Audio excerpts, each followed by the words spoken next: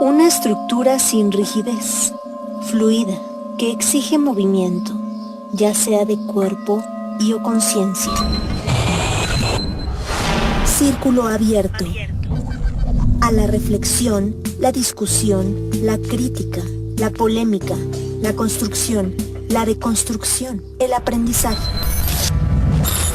Círculo abierto. Al aire.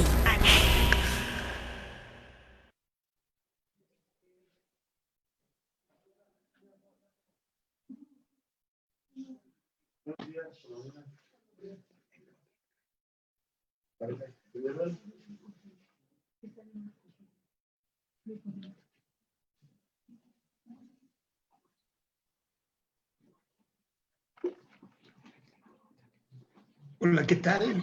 ¿Cómo está?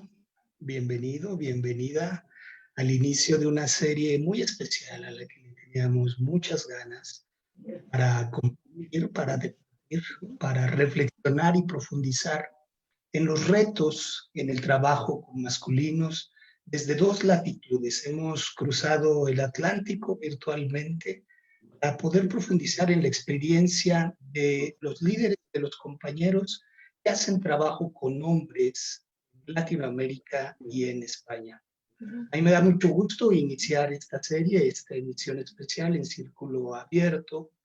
Hemos denominado los Encuentros por la Igualdad, donde estaremos conversando con distintas voces muy queridas, en un ánimo muy cordial, muy amigable, muy amistoso y muy fraterno, como suelen ser los grandes encuentros con los grandes amigos. Voy a saludar en la ciudad de San José, empezando la jornada, por lo menos pensaría yo así, pero en realidad ya es la segunda reunión del día con mi querido Alvarito Campos, director del Instituto WEM. ¿Cómo estás, Alvarito? Buen día. Eso, pura vida y muy buenos días a todas las personas que nos escuchan. Muy contento acá de participar y gracias a José Alfredo por la invitación y saludos también a los compañeros de la mesa. Muchísimas gracias, Alvarito. En Sevilla, ya más bien en una jornada vespertina y hacia la noche, mi querido José Ángel Lozoya Gómez. José Ángel, ¿cómo te va? Va, que no es poco. Lo digo por la pandemia, no por la cosa personal. Y estoy encantado de estar aquí, aunque soy el que está más lejos. Os mando un abrazo fuertísimo a los cuatro. Y encantado además de que os hayáis acordado de mí y hayáis pensado que tengo algo que aportar. Y sobre todo quiero saludar de verdad con muchísimo cariño a las personas que nos están siguiendo. Son los auténticos, las auténticas protagonistas que justifican que estemos aquí hoy. Muchas gracias a ti, José Ángel, por aceptar la invitación. Por supuesto que tenemos muchas cosas que conversar sobre el tema. En La Paz, en Bolivia, anoche estuvimos en un conversatorio también con el gobierno autónomo de La Paz de Bolivia, al que me hicieron invitarme, como siempre disfrutando la posibilidad de encontrarnos. Querido Jimmy Tellería, director del CISTAC, Masculinidades, Cuerpo y Territorio en Bolivia. Jimmy, ¿cómo te va? Querido José Alfredo, qué gusto revernos nuevamente, los de 24 horas por segunda vez, nuevamente en esta tecnología de los webinarios. Un gran saludo a Álvaro, a José Ángel y a Ricardo. Qué maravilla y qué lujo tener la posibilidad de compartir este panel con ustedes. Muchísimas gracias. Gracias a ti, mi querido Jimmy. Y en el Estado de México, pero de nacimiento, de origen español y de corazón muy mexicano, que ahora está en el Estado de México, interrumpiendo una capacitación amablemente con la Secretaría de Salud Pública, quien le mandamos un saludo al grupo que estaba compartiendo contigo de policías en Almoloya, en el Estado de México, mi querido Ruiz Carbonell Ricardo. ¿Cómo estás, Richard? ¿Cómo te va? Muy buenos días por aquí. Un gusto como siempre. Quiero agradecerte la invitación, Alfredo. Quiero igualmente darle las gracias también por compartir, en este caso, a Álvaro, a José Ángel y a Jamie y, por supuesto, a las personas que nos estén escuchando. Es una satisfacción estar por aquí y, como bien dices, pues bueno, vamos a tener en esta ocasión los compañeros de la seguridad pública también que van a estar presentes. Gracias de verdad. Un saludo para tu grupo con el que estás trabajando, un abrazo para los cuatro, sin más, y si les parece bien, vayamos entrando en materia, un poquito para explorar cuáles son las aproximaciones, el trabajo, los avances, y ya iremos perfilándonos hacia el cierre en un formato más abierto de conversación sobre las proyecciones en el trabajo con hombres en España y en Latinoamérica. Le voy a dar la palabra a mi querido Álvaro Campos para que en un periodo de hasta 10 minutos pueda hacer una primera presentación sobre el tema y así lo hacemos con los demás. Estamos contigo, Alvarito. Bien, voy a compartir pantalla nada más para guiarme con unas láminas.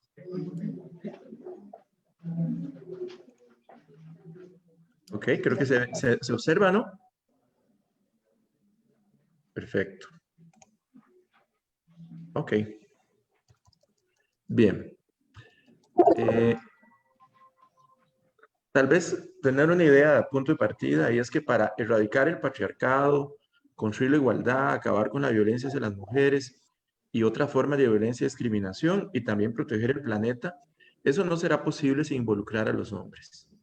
Esto ya lo decía CEDAW desde el 79, y la resolución de 2017 de la ONU, la 3510, fue muy clara al instar a los gobiernos a que comprometan, eduquen y animen a los hombres y los niños para que sean modelos positivos de conducta, promuevan la igualdad y promuevan relaciones basadas en el respeto, ¿no? Por esa razón es necesario incorporar a los hombres, lo cual es el gran reto. ¿Cómo incorporamos a los hombres en este proceso? Quiero resaltar un aporte de una compañera feminista, activista costarricense, que dice: los grupos o movimientos de hombres que se deben apoyar o promover son aquellos que buscan el camino hacia la equidad de género y no los que buscan mantener o reproducir la opresión patriarcal. Y quienes trabajan sobre la masculinidad y con los hombres deben mantener un diálogo abierto y respetuoso con quienes trabajan sobre la feminidad y con las mujeres. Basándonos en esos principios, nosotros, como yo represento una ONG costarricense que se llama Instituto WEN, que surge en el año 2000, WEN significa hombre, y nosotros trabajamos con hombres, adolescentes y adultos, con los objetivos básicos de un cambio cultural hacia la igualdad, equidad, la prevención de la violencia masculina y la promoción de masculinidades positivas, entendiendo por positivas antipatriarcales, igualitarias. Nuestra población meta es el hombre común y corriente que anda ahí por la calle. Porque tenemos hombres ya concientizados, ya convencidos, académicos o que han leído sobre género, que son activistas. Esos nos interesan, pero nos interesan fundamentalmente ese hombre que anda caminando, que nunca en su vida se ha cuestionado qué significa ser hombre, qué es eso de género y cómo yo puedo contribuir a la prevención de la violencia. Nos interesa ese hombre desde un enfoque interseccional. Desde la edad, no importa la ocupación, no importa la región geográfica. En Costa Rica tenemos 2 costas, entonces nos interesa hombres de la costa, hombres del campo, hombres de ciudad. No importa el grupo étnico-cultural o la sexualidad que tenga este hombre o la nacionalidad que tenga, el origen nacional. También, secundariamente, funcionarios y funcionarias de Estado que puedan apoyar trabajo con hombres y familiares de los hombres, pero básicamente es el hombre como tal. Nada más resalto que algunos principios nuestros de trabajo con los cuales no podríamos concebir el trabajo de las masculinidades es el respeto a los derechos humanos, respeto a las diversidades sexuales y culturales, respeto a la defensa de los derechos de las mujeres y todas las minorías, el enfoque intergeneracional, la defensa del medio ambiente y protección de los animales, la equidad e igualdad de género, cultura de paz. Espíritu de servicio es fundamental para nosotros, porque radica el poder, espíritu de servicio, humildad y opción por los pobres. Aquí les voy a sonar a Teología y la Liberación, sí que es uno de los principios también con los cuales trabajamos. Esta opción por el pobre, este espíritu de servicio o la entrega al otro en una acción prosocial y, por supuesto, la sexualidad integral. Los componentes de nuestro quehacer se resumen en 4 aspectos. Reducción de la violencia y machismo es un aspecto fundamental. Promoción de masculinidades igualitarias y positivas. Multiplicación, casi nuestra energía se orienta en esto, formar promotores de grupo, redes comunitarias de hombres e incidencia política. En lo que es incidencia política hemos logrado colaborar para que se construya la Política Nacional de Masculinidades en Costa Rica. Se llama Política Nacional de Masculinidades Positivas para la Prevención de la Violencia. Y logramos que esa política sea parte de política de Estado, ¿no? Ok, voy a brincarme. Bueno, tal vez aquí hay algo muy importante. Con los hombres no basta que se sensibilicen acerca de la masculinidad hegemónica que vivimos y el machismo. Es necesario darles herramientas de cambio. Un hombre podría decir, ok, yo quiero renunciar a la violencia, pero ¿cómo lo hago? No basta con tener herramientas cognitivas, tenemos que darles caja de herramientas. Esos hombres tienen que aprender a manejar el enojo, aprender a manejar la separación, aprender a manejar los celos, a reconocer otras formas de violencia y de machismo, conocimiento de sí mismo. Disculpen un momentito ok, ya, perdón. Conocimiento de sí mismo y otras, es que hay una gata que es muy necia, disculpen, vamos a tenerla aquí. Es que imposible, siempre está la gata aquí, disculpen, yo sé que es muy poco y hasta muy coloquial, pero bueno, es la única forma. Tenemos que darles herramientas a estos hombres y también herramientas de conocimiento de sí mismo, de habilidades para la convivencia, etc. Como escenario de trabajo, para nosotros el escenario fundamental es la vivencia de las masculinidades en la praxis y vida cotidiana de los hombres, en donde confluyen la estructura sociocultural y sociopolítica económica y la construcción de las subjetividades sociales de los hombres. No es solo la violencia, es toda la masculinidad del hombre. Y por eso los escenarios de trabajo fundamentales vienen a ser la comunidad, el grupo, el lugar de trabajo o el centro educativo. ¿Cuáles estrategias hemos impulsado? Bueno, atención al malestar masculino y a los hombres en crisis es fundamental, sin convertir esto en terapia o una cuestión de psicopatología. Pero hay que atender el malestar masculino dándole un enfoque de género, dándole un enfoque crítico a ese malestar. Para eso tenemos una línea de apoyo para hombres telefónica, para hombres en crisis, grupos de crecimiento personal para hombres adultos y adolescentes y acompañamiento psicosocial a hombres. También el trabajo comunitario y de base, ir a comunidades y hacer ahí el trabajo con los hombres. Desarrollamos las campañas internacionales de lazo blanco y paternidades en esas comunidades y la capacitación. Bueno, acá tenemos de los ejes fundamentales de trabajo, prevención del machismo y la violencia, que incluye mucho la violencia sexual también, promoción de masculinidades igualitarias y positivas, que están acá, fomentar el cuidado, responsabilidad, las campañas de salud, la campaña de paternidad, formar agentes multiplicadores y la incidencia política que les mencionaba. En estas causas del malestar hemos identificado como factores estructurales el desempleo, la pobreza, la falta de oportunidades, también el imaginario social machista, la masculinidad que sigue vigente, y algunos factores personales como dificultad para manejar la ira y el enojo, celos, no poder comunicarse adecuadamente, conflictos de pareja, infidelidad, separación, miedo al abandono, o que sentir que ya no me quieren y eso me convierte en un hombre violento, problemas con la paternidad, medidas cautelares y algo fundamental, el manejo del poder, el manejo de este poder de dominio que lo ejercen todos los hombres independientemente del nivel educativo y económico que tengan. Bueno, logros importantes, la elaboración de la política de masculinidad, organizar algunos encuentros de masculinidad, eventos, visibilizar la necesidad del trabajo con jóvenes, ¿verdad? Y aporte, digamos, en herramientas metodológicas. Yo les voy a pasar nada más algunas fotos de algunas actividades. Esta es una terapia grupal o un grupo de crecimiento personal que ocurre en la capital. Ahí tenemos algunas imágenes.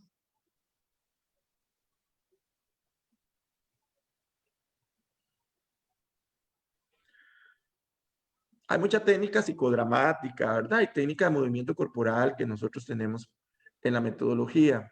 También actos públicos políticos de hombres, digamos, propiamente. Igual, todo de comunidad, ¿verdad? En contra de la violencia, etcétera. O marchas, que salimos a veces a marchar, ¿verdad? En prevención de la violencia, alto al machismo, etcétera. Hemos incorporado ya entre las problemáticas lo que es en contra del racismo, de la homofobia, por supuesto los femicidios. Nada más les voy a mostrar también el trabajo con adolescentes. Mucho trabajo a través del arte. Este es un taller para adolescentes, controlando a Hulk, manejo del enojo para jóvenes, entre 13 y 18 años. Estas son imágenes de la campaña de paternidad que organizan los mismos hombres.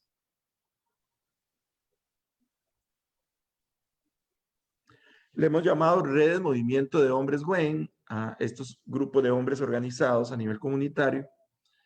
Aquí tenemos una foto de un grupo de estos promotores que son un encuentro que tuvimos de todos ellos. Cada uno maneja grupos y brinda atención a otros hombres. Ya casi termino. También hacemos excursiones a la montaña con estos hombres. Costa Rica tiene mucho. Estas son técnicas psicodramáticas que empleamos. Ya casi termino. También uso de títeres o de máscaras para el proceso. Firman votos de compromiso y renuncia a la violencia.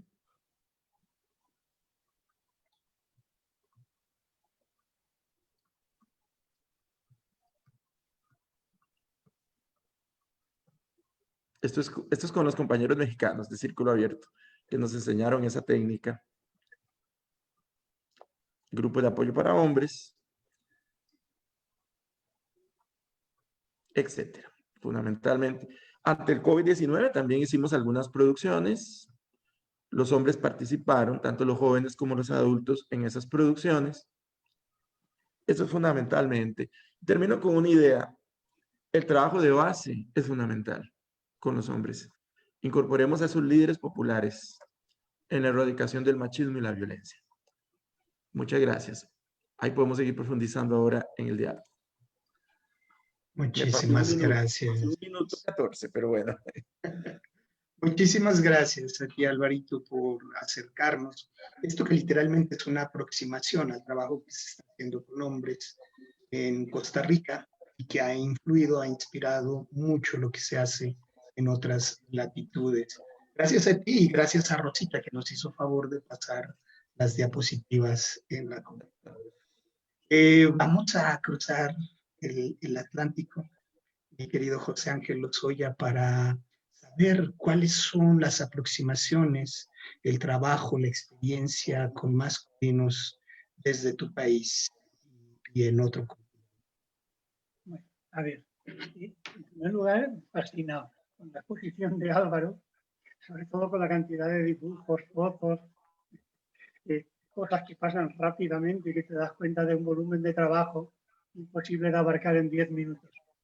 Yo no tengo esas habilidades con Internet y además ya estoy jubilado, yo ya estoy aquí para aplaudir y para aprender, y ya la perspectiva que tengo es una perspectiva menos inmediata. Son 40 años de experiencia trabajando en este tema y en un país como el Estado español, muy diverso, en el que pueden hacerse 1000 cosas en el País Vasco o en Cataluña y aquí apenas si llegan los ecos a Andalucía, ¿no? Dicho eso, y por situar a la gente que nos escucha por lo menos en torno a 2 o 3 ideas y coincidiendo en todo lo que ha dicho Álvaro, sobre todo en la importancia del trabajo de base y del trabajo con la gente normal. Me refiero con la gente normal, con la gente que no pertenece al ámbito universitario. Con esa clase social de la que siempre se habla, pero a la que casi nunca se escucha. Bueno, en el Estado español, la historia reciente empieza en realidad a finales de los años 70, después de 40 años de dictadura. Y es, por tanto, la historia de la recuperación y consolidación de una democracia tan joven como imperfecta. En mi país, La lucha por la igualdad entre hombres y mujeres las inician las mismas mujeres que combatieron con los hombres por las conquistas de las libertades. Quizá por eso no sea de extrañar que la primera vez que un número significativo de hombres se solidariza con las feministas fue en el año 1981, cuando algo más de 700 hombres firmaron declaraciones de autoinculpación ante el juez por haber colaborado en la práctica de abortos en la Clínica de los Naranjos, algo que podía suponerles años de cárcel. La libertad, la igualdad y la solidaridad.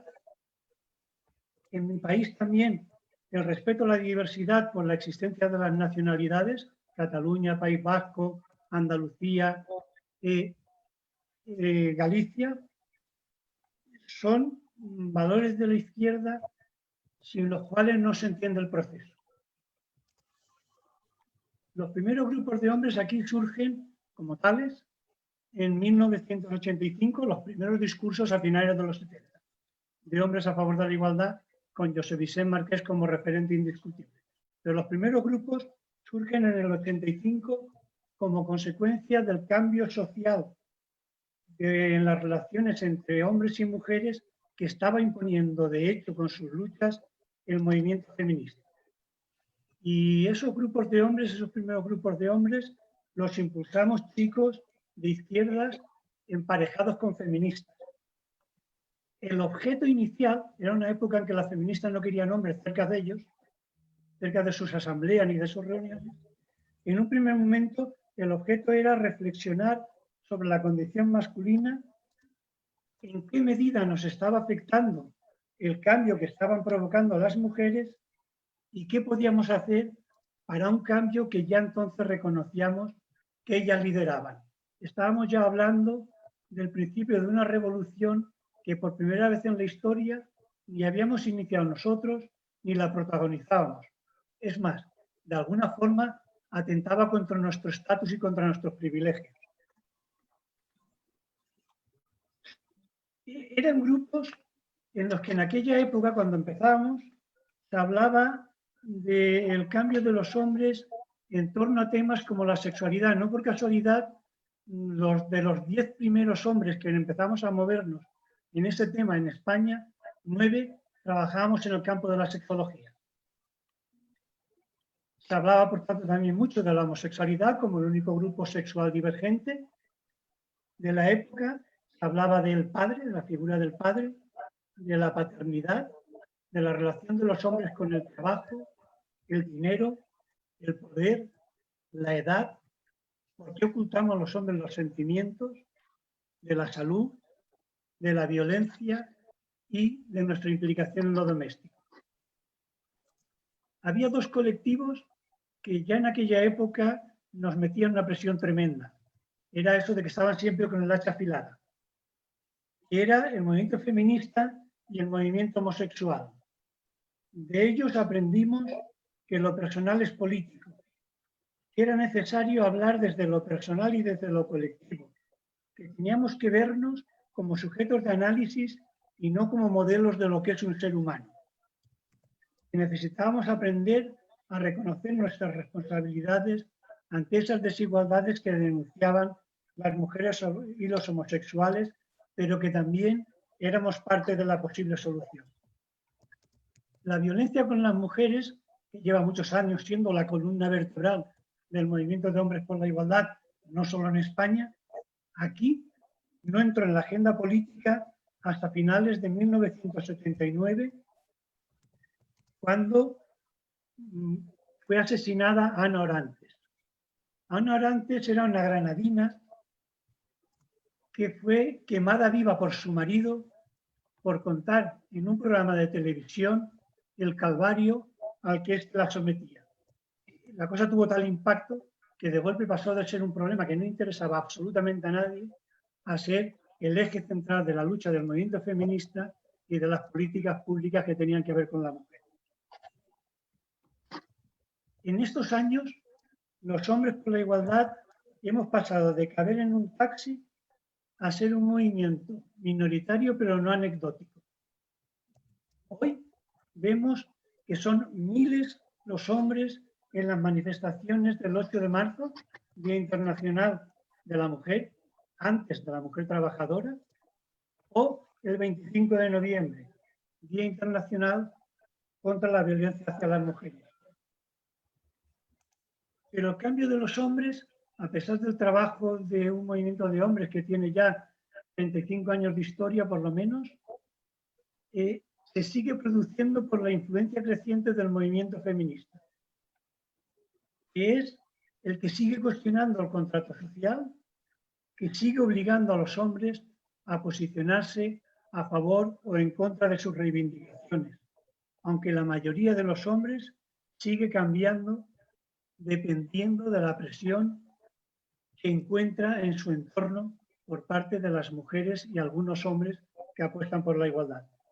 Es un cambio, por tanto, en el que la influencia del movimiento de hombres por la igualdad sigue siendo lamentablemente pequeña.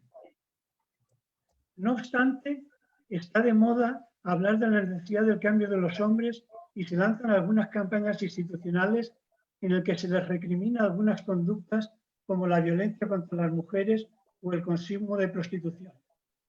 No hay campañas institucionales dirigidas a apoyar las dificultades de los hombres que quieren cambiar. Algunas instituciones organizan algún que otro taller sin continuidad sobre temas diversos. Existen algunos programas institucionales con tradición, el que yo monté en el 99 tiene ya más de 20 años de vida, que dependen de feministas que son las que fijan sus objetivos y prioridades y que no los dejan crecer de acuerdo con la demanda que reciben.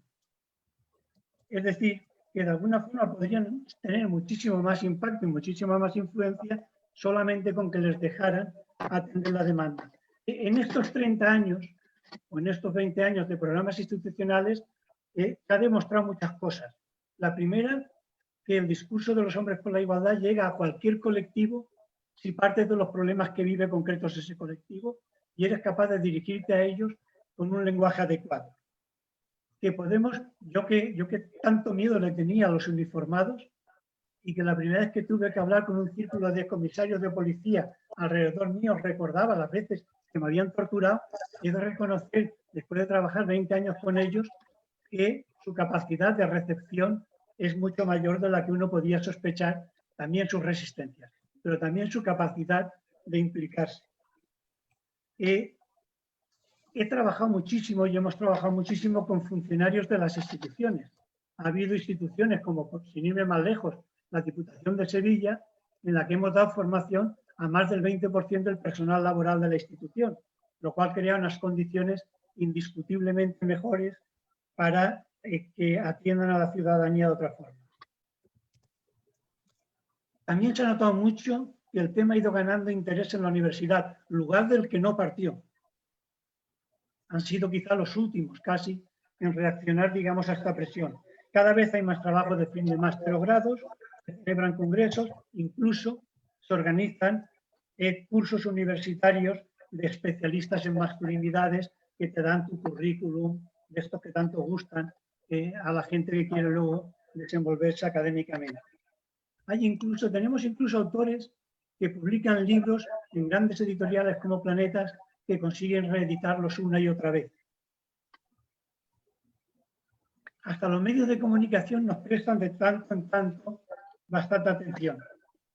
Pero el movimiento de hombres por la igualdad, la verdad sea dicha, es que sigue sin arrancar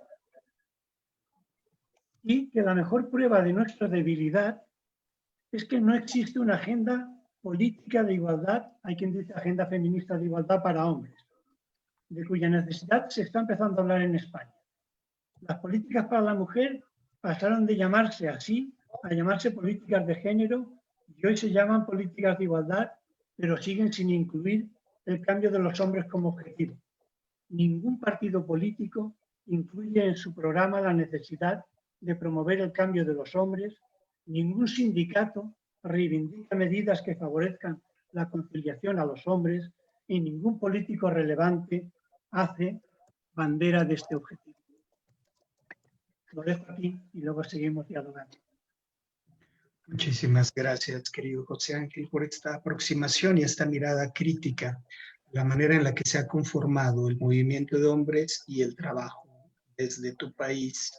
Vamos a darle voz hasta por 10 minutos a mi querido Jimmy Tellería, quien nos llevará a profundizar en el aporte en los avances del CISTAC sur de la Patria Grande. Mi querido Jimmy, estamos contigo. Gracias, José Alfredo. Qué gusto poder compartir con ustedes un poco de la experiencia desarrollada. Hace poco me ponía a pensar que, bueno, de algún modo la experiencia de CISTAC aquí en Bolivia también va a intentar recuperar el trabajo que se ha hecho aquí en el subcontinente, en Sudamérica. El trabajo de masculinidades, aquí en el caso de Bolivia, lo iniciamos en 1983. Y es a partir de ese año que se empiezan a llevar adelante múltiples iniciativas. Y aquí sí debo reconocer que la actoría es más institucional. No se ha logrado todavía consolidar colectivos autónomos o individuales a nivel barrial o a nivel comunitario que trabajen el tema, pero que desde las ONGs y desde la cooperación internacional hemos ido manteniendo a lo largo de todos estos tantos años ya. Solamente quiero compartir rápidamente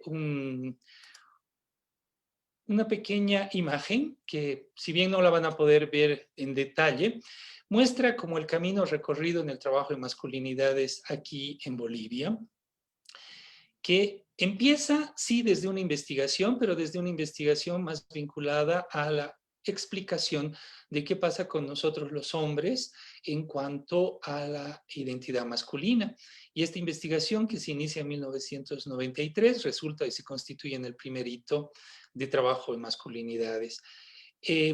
También recordemos que el contexto global estaba fuertemente vinculado por la Agenda de Cairo, el 95, y el 96, la Agenda de Beijing, que llevan a trabajar el tema de masculinidades, en el caso de Bolivia, desde la agenda de la salud sexual y la salud reproductiva y el involucramiento de los hombres en programas vinculados a estos temas. Más tarde vamos trabajando el tema de la salud de los hombres como tal, y por supuesto, complementariamente se van abriendo otras agendas como paternidad, familia. Y claro, en el camino inevitablemente vamos descubriendo de que es necesario conformar y llevar adelante procesos de talento humano, es decir, trabajar con hombres y mujeres que interesadas en el tema, querían formarse en el trabajo de masculinidades. Y entonces ahí empezamos a promover talleres formativos, talleres de capacitación de educadores y replicadores de modelos, y por supuesto también vamos trabajando con la propia comunidad.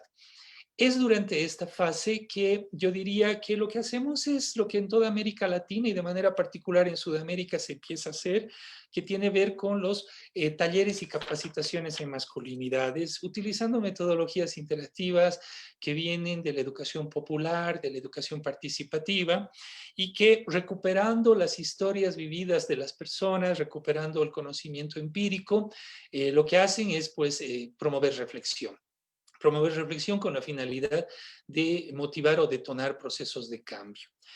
Es ahí que yo diría que los primeros 7 años del trabajo de masculinidades en el caso de Bolivia, hasta el 2000, van promoviendo espacios reflexivos, espacios de análisis con diversas poblaciones y actorías sociales. Y es a partir del año 2000 que creemos que es importante vincular esta agenda también con la academia. Y ahí realmente José tiene toda la razón cuando dice que no surge desde el espacio académico, en el caso de Bolivia, aunque en otros países, en Chile, por ejemplo, ya desde Flaxo, Chile, se empieza a llevar adelante investigaciones, etcétera, pero que siempre restringidas a un espacio muy académico, muy limitado, y entonces creemos que era importante generar encuentros, y ahí promovemos el primer encuentro internacional de masculinidades, que lo que hace es fomenta el encuentro entre el activismo en temas de derechos, en temas de género, en temas feministas y en temas de masculinidades con la academia. Y entonces se lleva adelante este primer encuentro. Ya vamos entrando al 7º que se hará este año y de manera virtual por primera vez bueno, las razones no las explico porque ya las conocemos todos, pero que busca promover y sostener este espacio de diálogos y de fomento a la reflexión entre activismo y academia. Un hito importante, yo creo, que surge a partir del año 2000 también y que se materializa ya por el 2010 en el caso nuestro, es la necesidad de masificar la agenda. Y aquí yo creo que todos los que estamos en la sala y los que trabajamos masculinidades vamos a reconocer inevitablemente nuestra condición finita y que la vida y el cuerpo no nos va a aguantar para lograr cambiar todo lo que queremos cambiar. Esta utopía que nos hemos planteado, que tal vez en un primer minuto, hasta de manera inocente, creíamos que podíamos lograr grandes transformaciones, nos damos cuenta de que es un proceso muy largo, muy duro, muy complejo, y que si nos dedicamos, por ejemplo, solo a hacer talleres o solo actividades en grupos reducidos, por supuesto que llegaremos a aportar a la vida de mucha gente, pero aún así un grupo muy limitado. Y entonces es ahí que, por ejemplo, planteamos la importancia desde SISTAC de masificar la reflexión en el tema y utilizando experiencias latinoamericanas de puntos de encuentro de Nicaragua que promueve todo lo que es el eduentretenimiento, lanzamos una campaña y una estrategia educativa masiva a través de lo que es el uso del espacio de entretenimiento con fin educativo. Y generamos teleseries. Y es así que generamos 2 teleseries. La primera se llama Solo para Machos, la segunda Hombres. Y en ambas teleseries la intencionalidad es evidenciar prácticas machistas, la violencia machista, prácticas positivas también en el sentido de lo que los hombres podríamos llegar a desarrollar si nos cuestionamos e interpelamos las prácticas tradicionales. Y lo interesante de esto es que hacemos un descubrimiento que es, yo pienso, maravilloso. Los medios de comunicación en nuestros países lamentablemente llenan sus contenidos con enlatados. Y es que nuestros propios países no han generado mucho material desde el entretenimiento con contenidos en los temas que nos interesan. Y entonces esto hace que haya una gran apertura en canales de televisión en toda Bolivia. Hemos tenido la oportunidad de transmitir en Perú y en la Argentina también nuestras teleseries y radioseries, justamente porque los medios de comunicación han visto, y recuperando también este tema de la responsabilidad social empresarial, la importancia de llenar de ciertos contenidos su programación. Y es ahí que yo diría que en estos últimos 5 años, con todo este aprendizaje y este camino que hemos ido desarrollando y que ustedes lo están viendo en este camino que les he ido mostrando, llegamos inevitablemente a plantearnos lo que yo llamaría pendientes y desafíos, y que es lo que me interesa compartir con ustedes en este instante. Está claro que a nivel de metodologías y de propuestas de intervención, América Latina ha tenido la capacidad de ser absolutamente creativa e innovadora. Pero también hay que reconocer que estamos viviendo un momento donde la masificación de la temática, el interés de la cooperación internacional en el tema y, por supuesto, desde algunos gobiernos también, está haciendo de que el tema esté de moda. Y uno de los riesgos inevitables cuando los temas están de moda es la despolitización, la operativización tecnocrática de estos conceptos, de estas categorías, de estos alcances de transformación social, cultural, política y económica que queremos. Y muchas veces nos podemos quedar en miradas más inocentes de pensar que con los talleres con los hombres podemos transformar la vida de los hombres, pero que no necesariamente estamos cambiando sistemas. Y es aquí que yo quiero recuperar inevitablemente el planteamiento con el que creo la gran mayoría de los que trabajamos masculinidades o trabajamos con hombres nos hemos planteado y desafiado, que es cambiar los sistemas de dominación que generan este sistema de opresión. E inevitablemente creo yo que ahí el desafío y nuestra agenda pendiente es politizar nuestra agenda. Digo politizar en el sentido de que este es un proceso, por supuesto, pero que creo que nos toca hoy en día sí o sí hacerlo y hacerlo de manera bastante contundente.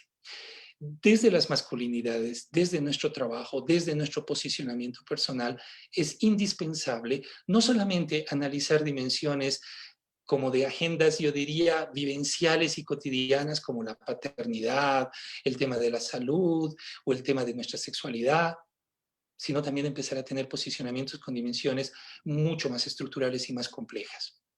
Por ejemplo, hablar de masculinidades y medio ambiente, hablar de masculinidades y deforestación, hablar de masculinidades y ecocidio, que tienen que ver con la construcción masculina, que tienen que ver con el sistema capitalista y por supuesto tienen que ver con el proceso colonial que hemos vivido y vivimos históricamente.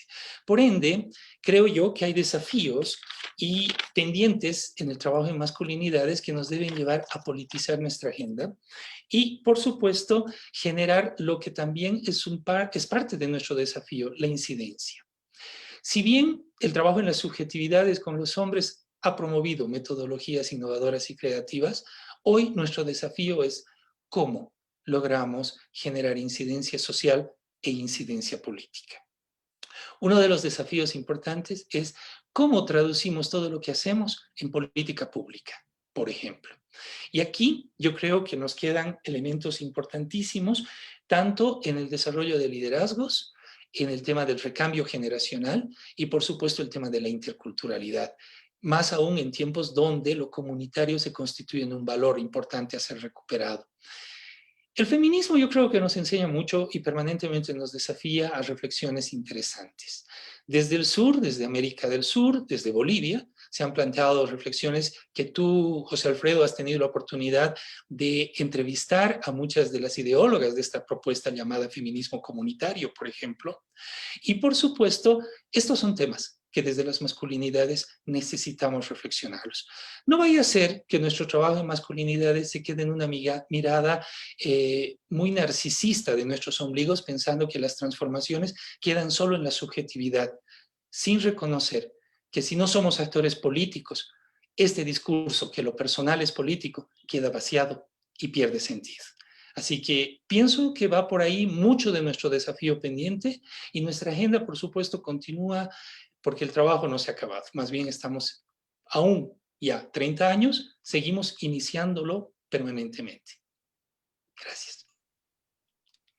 Muchísimas gracias a ti, querido Jimmy, por la intervención, pero por supuesto por todo el aporte al sur de nuestro continente a través del CISTAC y las distintas alternativas, propuestas teóricas y metodológicas que han venido generando. Ya empiezas a posicionar muy buenas interrogantes para lo que será el diálogo, cómo transformar este trabajo en políticas públicas y esta mirada autocrítica debe incluir la interseccionalidad y la decolonialidad en nuestro trabajo, pero ya profundizaremos. En tanto, será un placer escucharte, querido Ricardo, amigo, hasta por 10 minutos, desde una mirada de los dos continentes, en tu vivencia desde España y desde México. Dejamos el micrófono abierto para ti, amigo.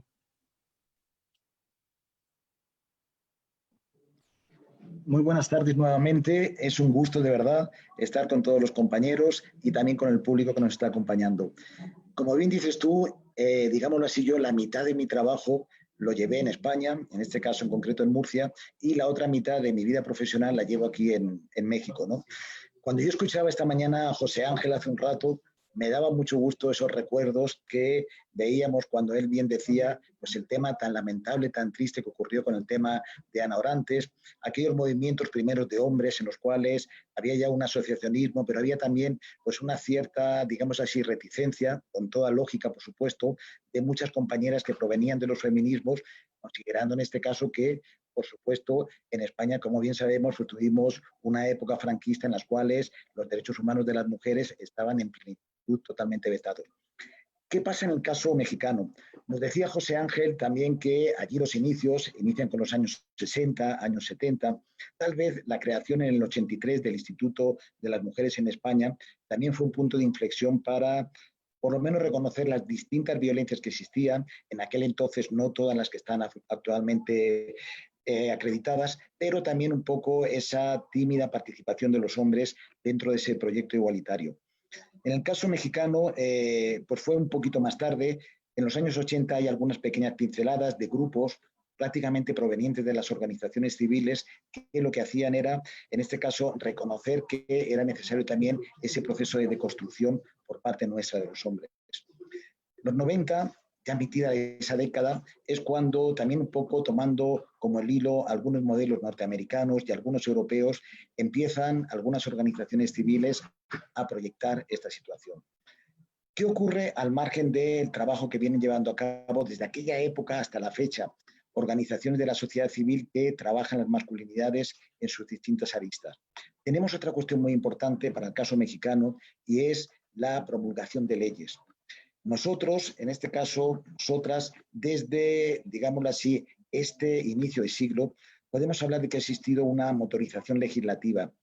Antes del siglo, básicamente eran inexistentes aquellos textos en los cuales se reconocían derechos humanos como violencia, discriminación e igualdad.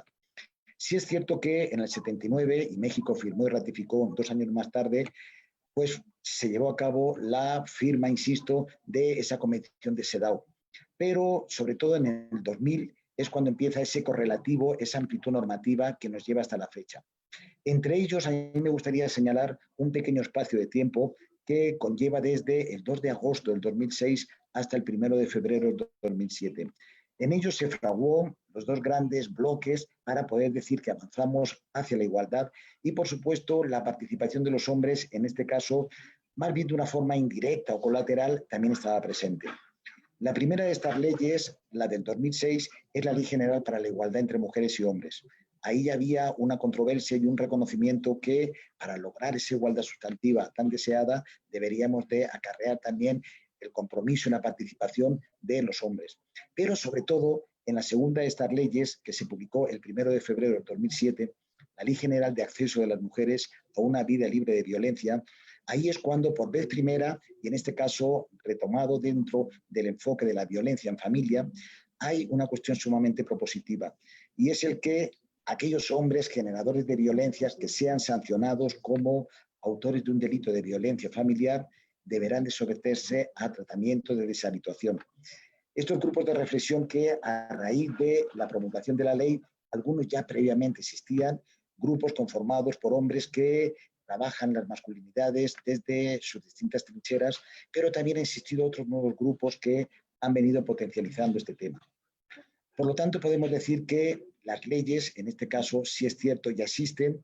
Naciones Unidas ha dicho para el caso del Estado mexicano que somos un país en los cuales podemos hablar de una profusión de normas, de marcos legislativos, de compromisos firmados, de asistencias a cumbres mundiales, pero hay una cuestión, el tema del trabajo con hombres y sobre todo ese avance para erradicar las desigualdades y lograr una vida libre de violencia sigue siendo un gran ausente.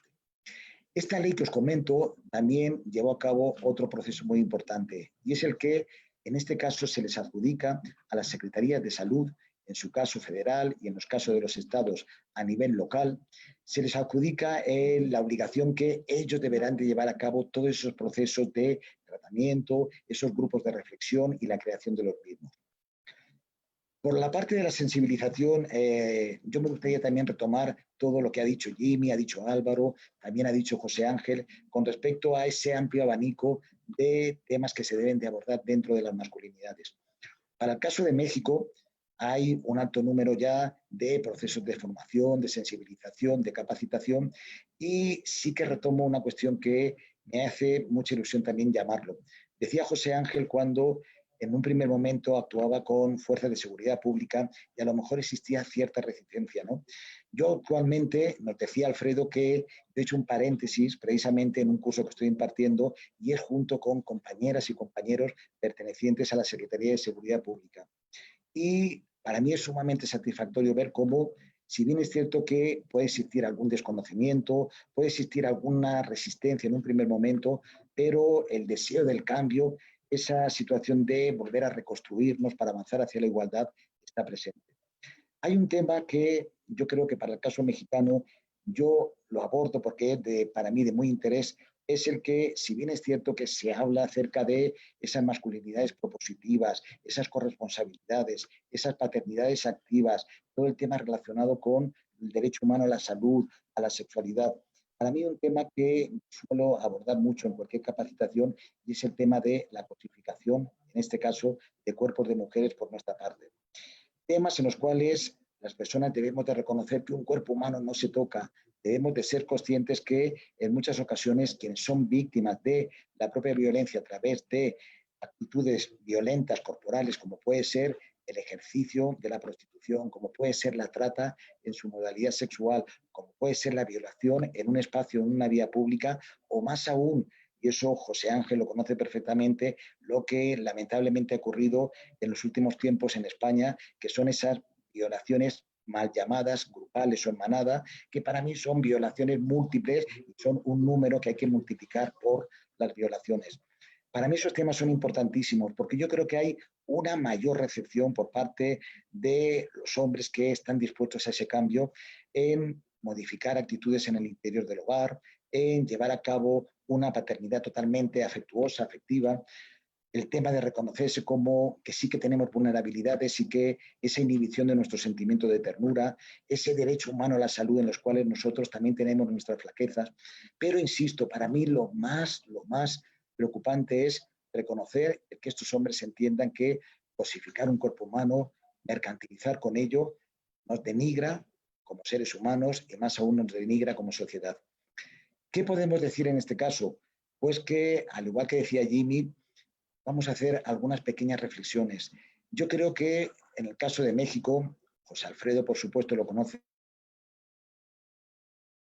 mucho mejor que yo, podemos hablar que vamos, digamos, por un camino arduo, lento, tal vez vamos por un proceso, digámoslo así, adecuado, pero es cierto que, en primer lugar, necesitamos, por supuesto, de construirnos. Necesitamos entender que, en este caso, lograr ese tránsito de la hegemonía masculina a otras nuevas formas de subjetividades, de comportamientos, de actitudes, etcétera, etcétera, va a mejorarnos, nos va a mejorar a nosotros como seres humanos, romperemos con esa exigencia social que se llama machismo, ese monstruo que a la fecha sigue existiendo, que se llama machismo, pero podremos ser mucho más felices, podremos establecer relaciones, por supuesto, no violentas, pero relaciones solidarias, relaciones pacíficas, y eso, por supuesto, va a beneficiar a cada quien, a nuestro entorno más cercano y, por supuesto, a la sociedad en su conjunto.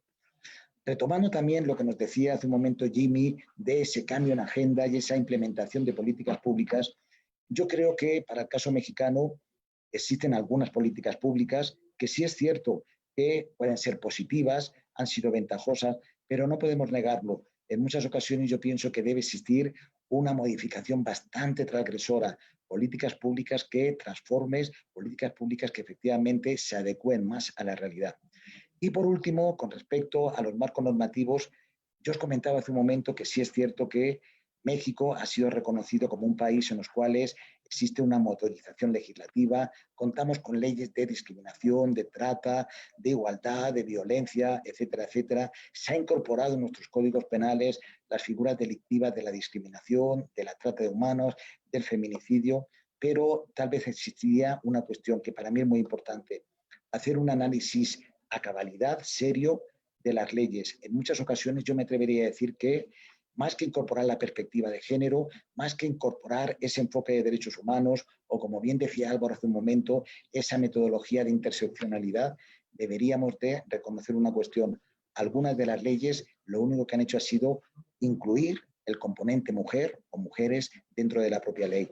Tal vez un análisis mucho más exhaustivo nos llevaría a avanzar mucho más hacia ese tren para y por la igualdad. Ese tren en el que, como decía Álvaro al inicio, por supuesto, los grupos de base son necesarios, pero también es muy importante el que, digámoslo así, la población masculina en su generalidad sea consciente de los beneficios que conlleva ese proceso de deconstrucción, de reflexión para nuevamente reconstruirnos. Os agradezco la participación y la posibilidad de intervenir. Gracias y, como bien dices tú, Alfredo, pues estamos para las preguntas. Muchísimas gracias, amigo. Muchísimas gracias, Alvarito, José Ángel, Jimmy, a los cuatro por hacernos este estado del arte, esta aproximación al trabajo que se ha venido desarrollando en dos continentes o desde dos realidades que parece que están atravesadas por el mismo esquema de dominación y sometimiento, y eso por sí solo ya llama la atención. Quisiera plantearles algunas preguntas abiertas para quien quiera empezar a tomarla y que podamos ir bordando el diálogo de una manera más interactiva en la segunda parte de este encuentro. La primera de ellas tiene que ver invariablemente con cuáles han sido las lecciones aprendidas en este trabajo que ustedes han realizado, cuáles son aquellas estrategias que han sido exitosas, cuáles son los avances en materia de igualdad en el trabajo con hombres. Entonces, podemos distinguir en cuanto a aprendizajes, estrategias y avances, compañeros? ¿Qué es lo que hemos aprendido en este tránsito? ¿Quién quiere tomarla? Adelante, Alvarito. Me emociona mucho cuando escucho a los compañeros y sus propuestas. Estoy realmente bastante emocionado. Yo creo que en cuanto a lecciones aprendidas, tal vez voy a mencionar que la necesidad de que el trabajo con hombres mantenga un diálogo permanente con el movimiento de mujeres, con el movimiento de derechos humanos y con el movimiento de diversidad sexual que haya en el país y en general con todas las organizaciones sociales que buscan un cambio. No puede verse entonces como un movimiento de masculinidades en abstracto, ¿verdad? Tiene que verse en contexto, en alianza, y ahí ver cómo las agendas pueden de alguna manera articularse. Eso por un lado. Por otro lado, la necesaria relación dialéctica, digamos, entre el trabajo de base con los hombres y el trabajo de políticas públicas tiene que darse. En el caso de nosotros, pues la política pública que tenemos incluye el trabajo con diferentes instituciones públicas y un monitoreo que hace el Estado, directamente el Instituto Nacional de las Mujeres, sobre los ejes paternidades, sexualidades y control machista y violencia, y también prevención de femicidio y promoción de una cultura no machista en los medios de comunicación. Sin embargo, aunque exista política pública y aunque hay trabajo de base que se trabaja con la subjetividad, las vidas cotidianas, eso no es suficiente. Eso no necesariamente garantiza, como decía Jimmy, el núcleo duro del patriarcado, que son las relaciones de poder y toda la opresión que conlleva la dominación masculina, para usar el concepto de Bourdieu, que me parece que nos aporta bastante. Podemos tener políticas públicas muy bonitas que se estén ejecutando, que se estén evaluando. Podemos tener muchos grupos de hombres muy bonitos que lloran, se comunican, expresan emociones, y el núcleo duro del patriarcado está intacto y no lo hemos desarticulado. ¿Cómo lograr? No significa entonces que haya que abandonar ese trabajo, por supuesto que no. Hay que seguir fortaleciendo el trabajo de base con los hombres, hay que seguir fortaleciendo las políticas públicas, pero ¿cómo desarticulamos ese núcleo duro del patriarcado que se sigue reproduciendo, esa dominación masculina que se sigue reproduciendo, o como diría Castoriadis, cómo trabajar esa masculinidad que nos habita, esa masculinidad que ya es una institución dentro de nosotros y que lo que hace es reproducir y repetirse sin dar espacio a la alteridad, al cuestionamiento o a una acción transformadora? Me parece que esa es la pregunta del gran reto y no tenemos de cuál es la solución para salir de eso. Yo creo que con el hecho de tener esa pregunta ahí como un norte es fundamental. Hasta el momento no hemos encontrado. Nosotros hemos visto que hay hombres que con pocas sesiones de trabajo rápidamente pueden ser activistas de derechos humanos y se apuntan en esta lucha y entienden muy bien que el cambio es social y político. Y hay hombres que pueden tener años de estarse revisando y de ahí no pasan, ¿verdad? O hombres académicos que saben de memoria la teoría de género, hasta son activistas y dan talleres y siguen reproduciendo el núcleo duro patriarcal en las relaciones de poder. Entonces, qué difícil, ¿verdad? ¿Cómo llegar a ese punto? Alvarito, a reserva de que quieran profundizar, compañeros, quisiera también perfilar la importancia de esto que ya enuncia Álvaro y que tiene que ver con los desafíos y con los retos, las pautas para atenderlos, estar encaminándolos hacia allá, hacia adelante. José Ángel.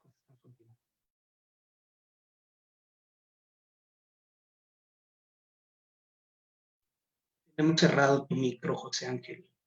Perdón. Ahora, no, que yo quiero aprovechar el tiempo para plantear problemas porque soluciones la verdad es que cada vez tengo menos.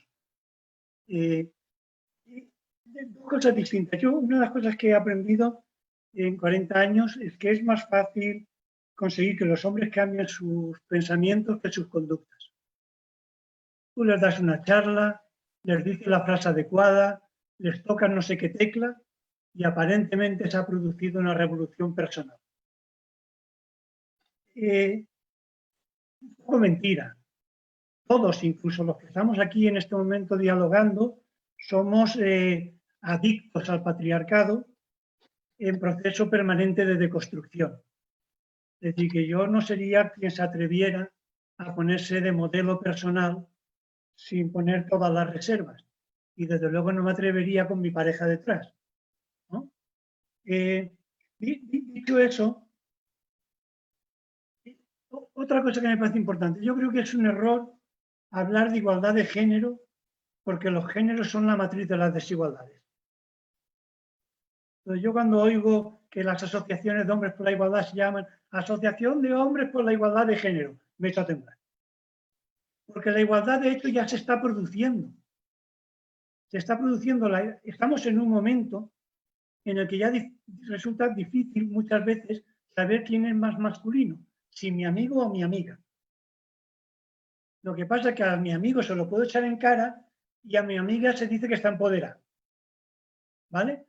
Entonces, ojo con según qué temas. Luego hay una cosa que se está dando cada vez más, estamos de moda, y estamos de moda en España al menos en la universidad. Siempre nos han seguido de reojo, pero ahora estamos claramente de moda. Y ya da cursos de masculinidades con todo tipo de certificados académicos que tanto gustan, hombres, mujeres, en fin. Todo el que tenga un título de doctor para acreditar su capacidad docente, aunque no tenga recorrido personal ninguno, ni nadie sepa exactamente de dónde ha salido.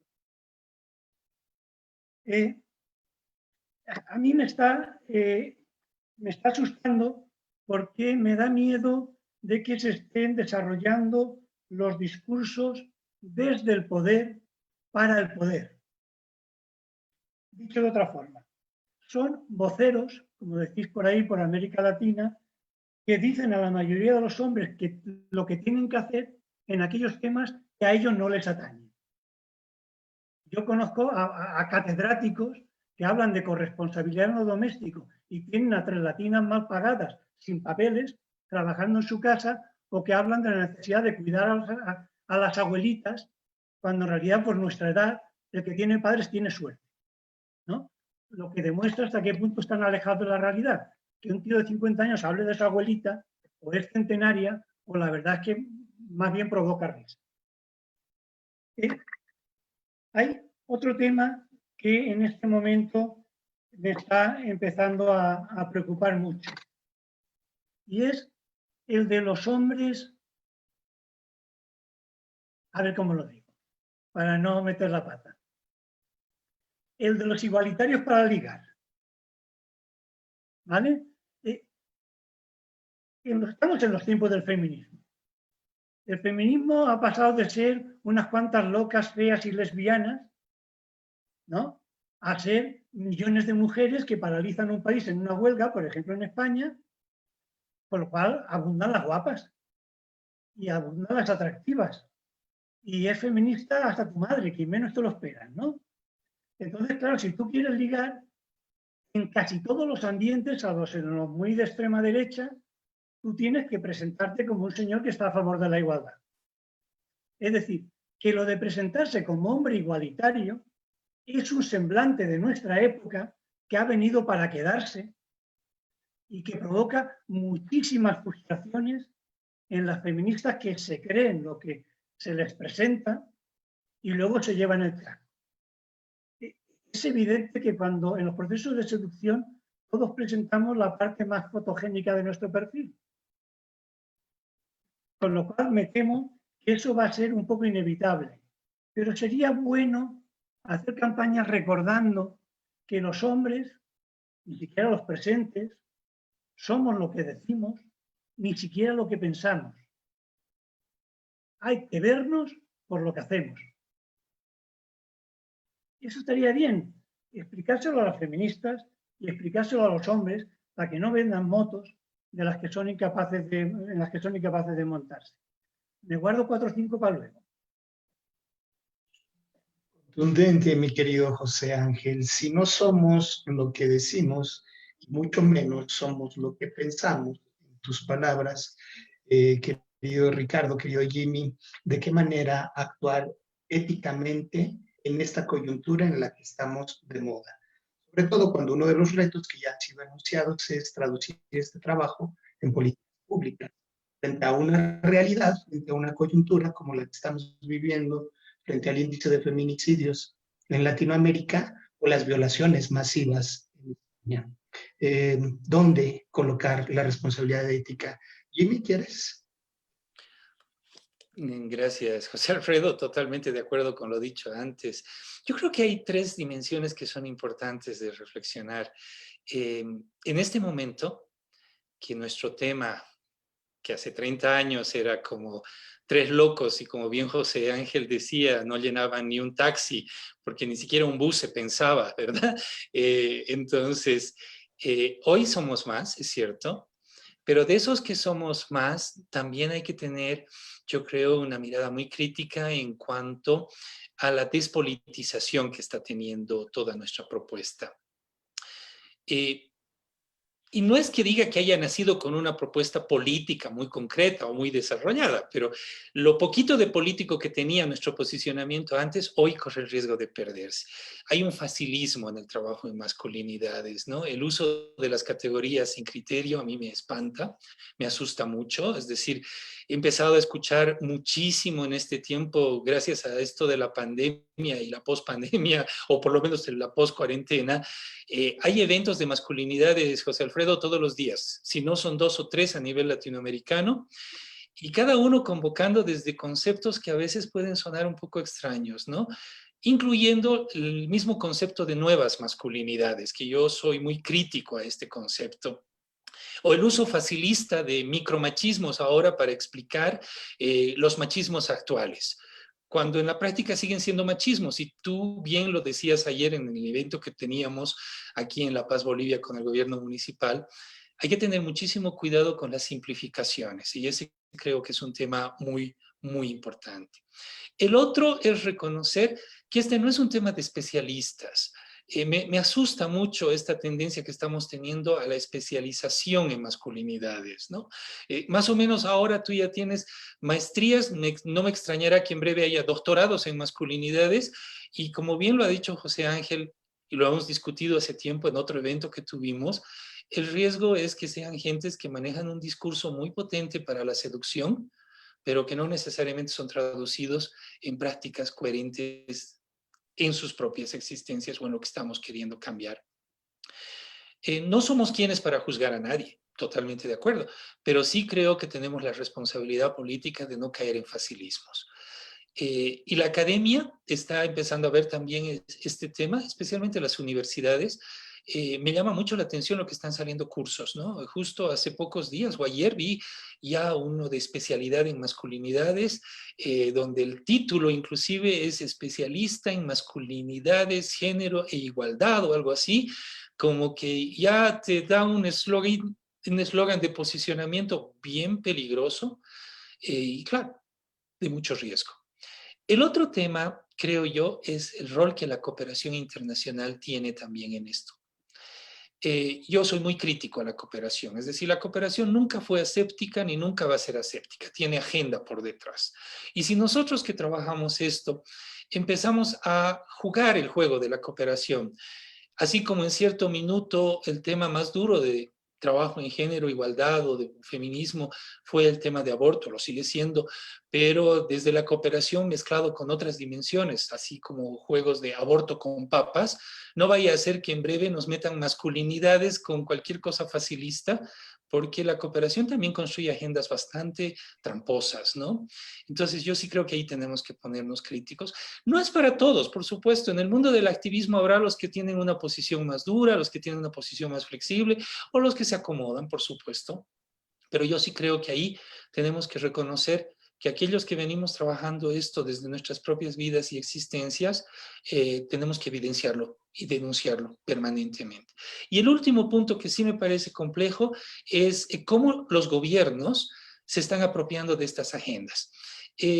no nos vaya a extrañar, José Alfredo, de que aquí a poco cualquier propuesta de gobierno, como estamos en tiempos electorales en nuestros países latinoamericanos, vaya a salir la dirección de las masculinidades para la construcción de la igualdad. Les digo, me invento un nombre, ¿no? Entonces, y ahí un especialista salido de estas formaciones académicas esté liderando estos procesos pensando que la idea es sacar bonitas fotos de papás cargando niños o lavando platos para decir que ya se ha construido una sociedad igualitaria. Entonces, también hay que tener mucho cuidado con lo político. Los partidos políticos, los políticos también pueden aprovecharse de estas agendas porque venden, lamentablemente venden y son atractivas. Una bonita foto de papá con un montón de niños es mucho más atractiva que un hombre que se está cuestionando sus propias relaciones de poder, porque eso no se puede traducir en una foto. Muchísimas gracias, Jimmy. Qué importante nombrar los facilismos, como lo denominas, estos reduccionismos que nos ponen en un riesgo permanente. Si estamos tan pendientes de esta revisión ética, cómo dar los siguientes pasos, de cómo cuidar que sean pasos certeros, pero a la par tenemos la imperiosa necesidad de articular un movimiento real de hombres, cada vez involucrar a más hombres en este trabajo, en estos procesos, por donde empezar a plantear algunas alternativas, algunas proyecciones, mi querido Ricardo.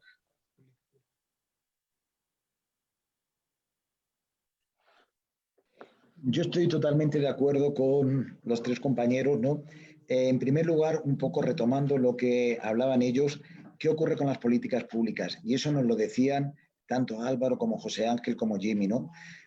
Aquí en México son escasas las políticas públicas dirigidas, en este caso, al tema de inclusión, incorporación de los hombres. Sí que es cierto que a raíz de, como bien decía José Ángel, esa igualdad de género, existe en nuestro país pues un sinfín de mecanismos, de herramientas, de dispositivos en este tema. Aquí en México contamos cada vez más con unidades de igualdad de género prácticamente en todas las dependencias de gobierno. Contamos con muchos proyectos que están relacionados con el tema de igualdad de género. Pero yo sí que coincido con ellos en un tema y es el que en ocasiones una situación es el discurso y otra cuestión es la práctica. Yo creo que para trabajar o para abordar el tema de las masculinidades, sobre todo desde la óptica de capacitación, etcétera, etcétera, debes creerte que el cambio es posible, debes de estar totalmente convencido que ese proceso de modificación, de un cambio de subjetividades, va a ser positivo. Cuando estaba ahora Jimmy reconociendo lo que existe con muchos gobiernos, es totalmente cierto. Yo creo que aquí en México, y José Alfredo lo puede también conocer, son ya infinitos los programas, los fascines, etcétera, etcétera, que están hablando de qué bueno que es ser corresponsable, ¿no? Y a lo mejor ponen a un hombre estando fregando unos trastes, qué bueno es ser un padre propositivo y a lo mejor está poniendo un papá con 3 niños en brazo, ¿no? Pero son temas, como yo digo, que dentro de lo que es el macro amplio de las masculinidades hay como unos que son más visibles, más aceptados para estar en la agenda y otros, como yo te decía hace un rato, que siguen siendo tema tabú, ¿no? ¿Cuántas veces se habla de esas corresponsabilidades, de las sexualidades, pero de una forma muy tímida, ¿no? De esas paternidades, pero no se habla, como yo te decía hace un rato, de temas mucho más profundos como es reconocer no solamente las violencias más, digamos, visibles, sino otras violencias que tienen componentes totalmente insertos en ese patriarcado, ¿no? Y luego hay una cuestión que también coincide plenamente con los tres compañeros y es el que al día de hoy cualquier persona que de alguna otra forma tenga conocimientos básicos en materia de género está impartiendo cursos de masculinidades. Yo me he encontrado, y sobre todo yo creo que vosotros estáis de acuerdo conmigo, trabajar con hombres, puros hombres, requiere también de una sensibilidad, digámoslo así, especial, ¿no? Yo en muchas ocasiones he impartido algún tipo de capacitación y propios compañeros dicen, no, pero es que el otro día vino esta persona y nos dijo que no es justo que se implementen medidas especiales de carácter temporal, que no es justo que haya acciones afirmativas, porque eso está demeritando los derechos de los hombres, ¿no? Y entonces tú te quedas a cuadro cuando dices, bueno, ¿cómo es posible que un compañero o una compañera que estuvo hablándoles, digámoslo así, para lograr esa transformación en todos los aspectos, esté diciéndole que una medida de acción afirmativa eso es totalmente negativo porque perjudica y daña a los hombres. Es decir, no hay un replanteamiento de qué es el patriarcado, no hay un señalamiento de qué tiene que ver el privilegio con todos estos temas, etcétera, etcétera. Entonces, ya como os digo, yo estoy totalmente de acuerdo con los tres compañeros porque pienso que abordar las masculinidades tiene que ser desde su amplitud y las políticas públicas a la fecha, en México yo me atrevería a decir que son escasas. Algunas pueden tener una buena trayectoria, un buen rumbo, pero otras muchas, de verdad, yo pienso que no hay una concordancia entre la población objetivo. ¿Por qué? Porque cuando ya está saliendo esa política pública, está naciendo, se está implementando, ya tal vez la población no es la prioritaria. En muchas ocasiones hay un auténtico, llamémoslo así, despilfarro con relación a lo que se invierte en esa política pública y cuáles son los efectos satisfactorios en las ventajas que con ella se llevan, ¿no? Entonces yo pienso que sí que hay que, por una parte, entender que el discurso es uno y lo que es la cotidianidad, la práctica de cada quien es otro totalmente distinto. Más gracias, Ricardo, amigo, por tus reflexiones. Quiero plantearles una preguntita más para quien quiera empezar a tomarla antes de iniciar una rondita de conclusiones, pero es que me interesa mucho explorar cuáles son las alternativas, las formas, fondos para dialogar con los feminismos, dado que ya habíamos planteado aquí que el trabajo que hacemos es una consecuencia directa de las exigencias del movimiento feminista en décadas anteriores. Hoy también el posicionamiento en la movilización social es claro. Las convocatorias separatistas es una lucha en donde se mira la participación de los masculinos como una amenaza de protagonismo.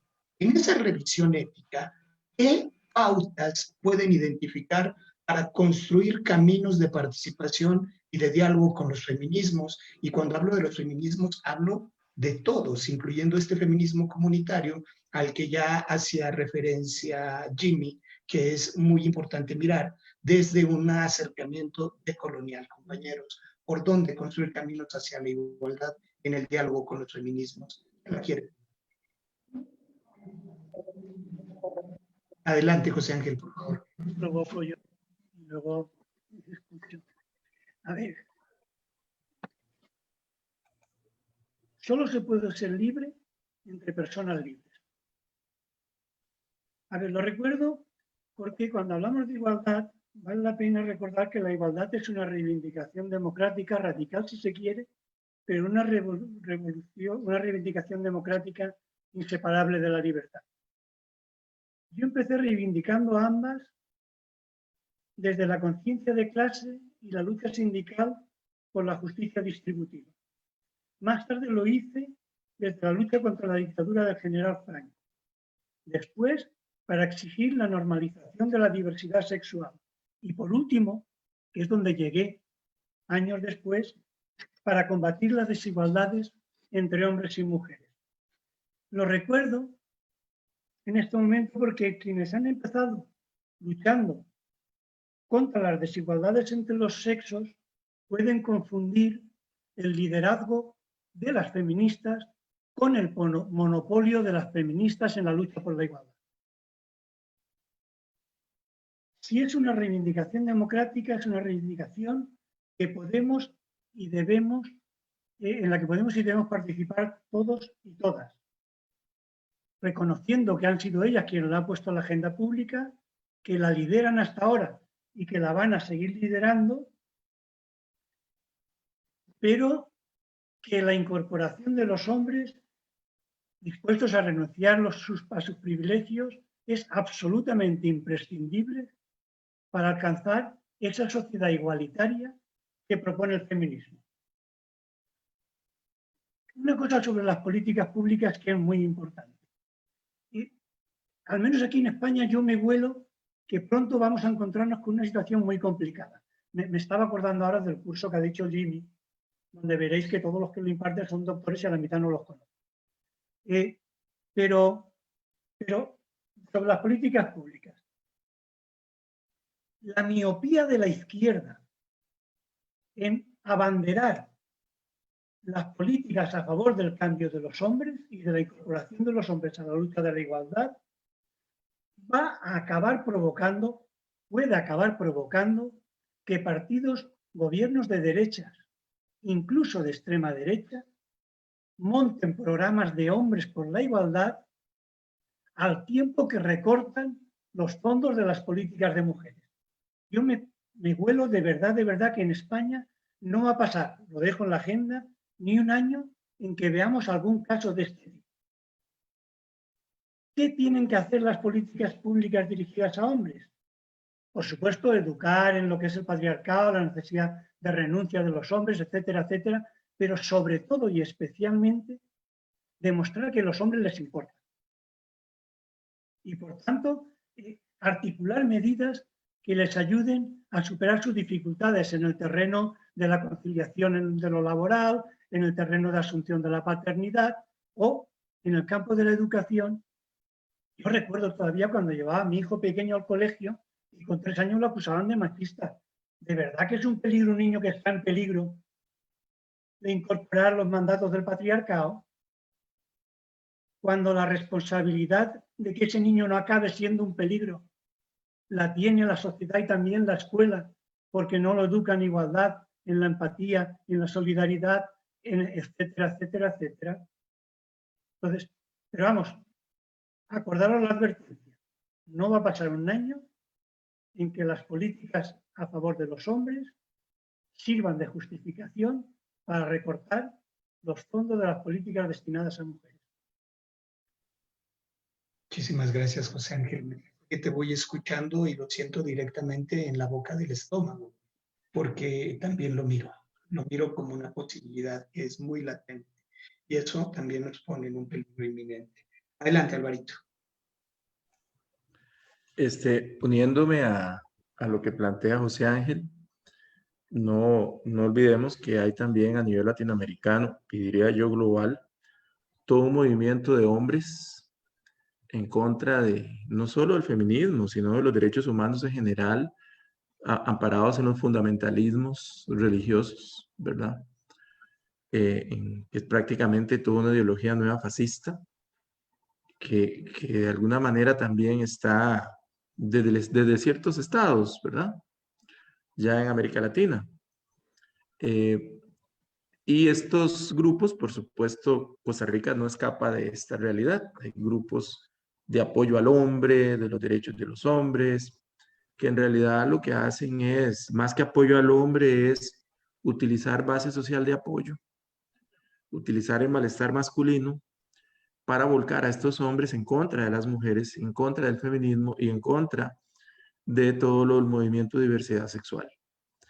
Entonces, cuando dice José Ángel, eso va a pasar, no, ya está pasando, ya eso está pasando. Basta nada más con que lleguen al poder determinadas propuestas o empiezan a ejercer influencia sobre las estructuras que hay ya montadas y ya suceda, ¿verdad? Entonces creo que sí, es un panorama de los fundamentalismos que no podemos dejar de lado.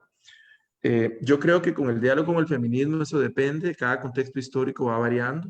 Hay momentos en que el movimiento feminista está con una mayor apertura al diálogo con los hombres, hay momentos en que no es así. No es un bloque monolítico, hay sectores diversos, ¿verdad? Y hay que tener esa creatividad, pero no es una utilización oportunista. Yo creo que es aprovechar los espacios de diálogo.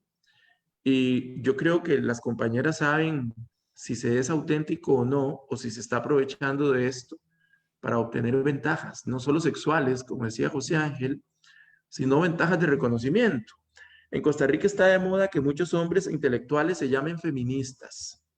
Entonces, yo soy feminista y soy antihomofóbico, digamos. Tengo esposa, eso sí, tengo esposa, pero soy antihomofóbico y soy feminista, digamos. Y yo puedo entender a las compañeras que eso les moleste, como que ahora alguien venga a atribuirse el nombre feminismo como que si fuera una insignia que no se gana, ¿verdad? Pero eso efectivamente se da. Entonces, yo creo que lo que tenemos que hacer, bueno, lo que tenemos que hacer, no, lo que parece, algunas de las cosas que tal vez podríamos hacer es leer muy bien el escenario social y político de cada país y ver cómo podemos jugar, pero con una agenda honesta, limpia y transparente, la gente que quiere, ¿verdad? pero es difícil realmente. Cuando nosotros hemos sacado algún comunicado pequeñito en Facebook a favor del matrimonio igualitario, por ejemplo, o la diversidad sexual o en contra de los feminismos, los ataques casi fascistas que tenemos de parte de estos grupos asustan. Hubo una época en la cual nosotros dijimos tenemos que cuidarnos a nivel de seguridad, porque prácticamente esta gente decía casi que muerte algunos decían, ya dejaron de ser hombres, ahora son mujeres feministas, nos ponían así, ¿verdad? Y casi que decían, erradiquémoslas, ¿verdad? Erradiquemos a esos. O sea, es bastante fuerte, ¿verdad? Y eso que Costa Rica se jacta de ser una sociedad bastante pacífica, pero en estos temas de fundamentalismos y los temas que tienen que ver con feminismo, derechos humanos y diversidades sexuales, yo me asusto de los grupos fascistas que hay, ¿verdad? Que estaban de pronto ocultos y ahora aparecen, ¿verdad? Y reivindicando las banderas, porque ahora lo que dicen es reivindicamos la bandera de la familia y actualizan, como decía Jimmy, las nuevas masculinidades, las de estos hombres que tienen que volver a tomar el control de la familia que la han tomado las mujeres y cosas así por el estilo, ¿verdad? Entonces sí hay que tener muchísimo cuidado y como decía alguno de ustedes, no sabemos cómo entrarle. Lo importante es tener presente el problema, pero qué difícil saber cómo entrarle. Ya luego les platicaré en otro espacio las movilizaciones sociales que estamos viendo en México, realistas de las que no teníamos registro. No hay que mirar hacia abajo, hay que darles la importancia que tienen. Levantaste la mano, mi querido Ricardo. Está cerrado tu micro. Sí, ya. Estaba escuchando a José Ángel Álvaro y en el caso de José Ángel me recordaba, y qué razón creo que tienes, José Ángel, que como no haya un cambio, al final la derecha, la extrema derecha se va a hacer con todo, digámoslo así, el, entre comillas, reconocimiento de esas políticas públicas. Pero yo creo que además en tu caso concreto en Andalucía ya tenéis algún ejemplo bastante notorio y bastante lamentable en este sentido, ¿no? Luego, con relación a lo que decía también Álvaro, yo creo que es cierto que hay como una variedad dentro de los movimientos feministas, algunos que de alguna manera aceptan más la inclusión de los hombres en ese proceso igualitario y otras compañeras pues son a lo mejor más reticentes, ¿no?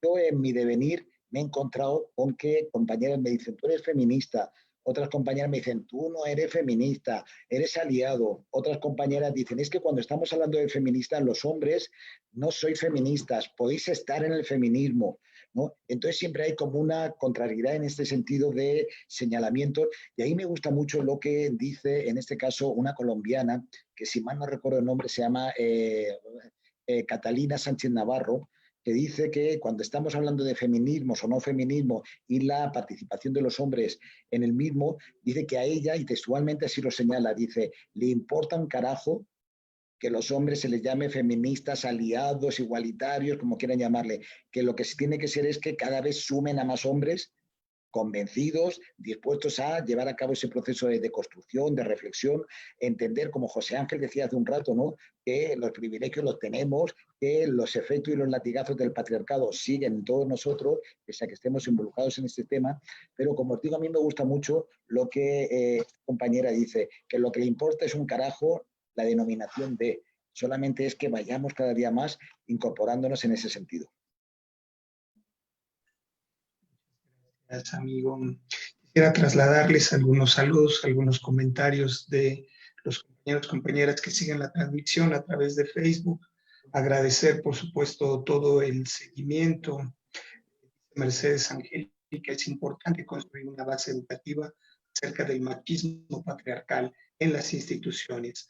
Añadir la acción política, llámese activismo o actividad coherente en el espacio social y comunitario. Héctor, compartir, dice, muy interesante las visiones críticas y autocríticas, procesos de quienes hemos decidido trabajarnos desde los enfoques que aquí han abordado. Nunca he estado de acuerdo en las expresiones de especialistas, entre comillas, en masculinidades. Gran diálogo, saludos y un abrazo, en fin, Oscar Morera, Zulema Celada.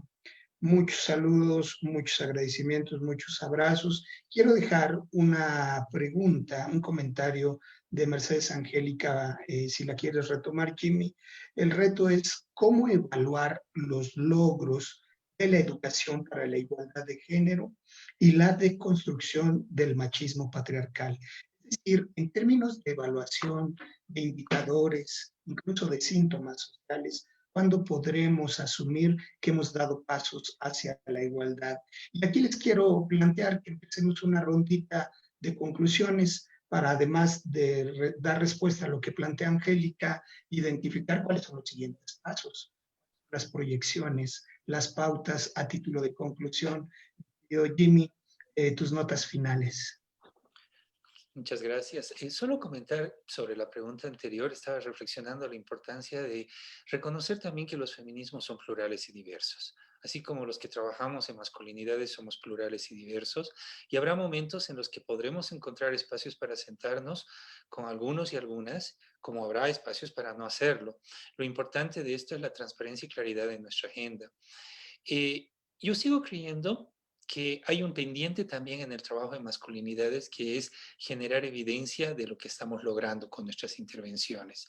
Y eso es también un desafío importante, porque aquellos que hemos comenzado, digamos, hace 20, hace 30 años atrás, que hemos puesto parte de nuestra vida en estos temas, también queremos mirar qué hemos logrado, ¿no? Porque yo, por lo menos en este momento, como que con todo esto que se ha vivido, no solo por las cosas políticas de Bolivia desde octubre del año pasado, ya es un año de desastre tras otro que estamos viviendo aquí, entre incendios, cambios de gobiernos, COVID y bueno, todo lo que conlleva.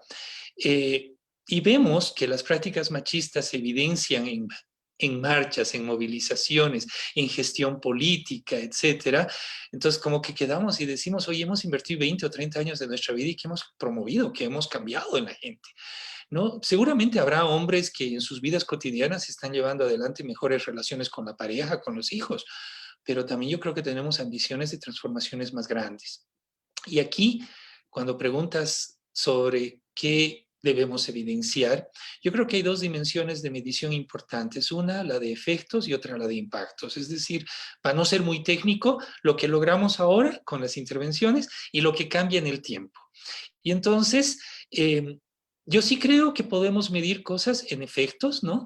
Y como bien lo decía José Ángel y Álvaro, es muy fácil evidenciar el tema de los discursos, pero qué complicado es evidenciar las prácticas transformadas y cambiadas. Una de las experiencias que nosotros en SISTAC hemos tenido aquí en Bolivia es que las entrevistas con los que son beneficiarios de los procesos de reflexión o el público con el que trabajamos, no nos conformamos con preguntarle al hombre qué cambió en su vida, porque seguramente así como el papel, el discurso lo aguanta todo, ¿cierto? Y nos va a decir, terminado el evento, que después de nuestro taller, como un acto mágico, él es un nuevo hombre, usando esta frase entre comillas. Entonces, lo que hemos empezado a hacer es entrevistas con los entornos de estos hombres, preguntarles, por ejemplo, a la pareja, a los hijos, qué cambios sintieron en su papá, en su hermano, en su esposo, compañero. Y ha sido muy interesante. Hemos encontrado tres cosas que quiero compartir con ustedes.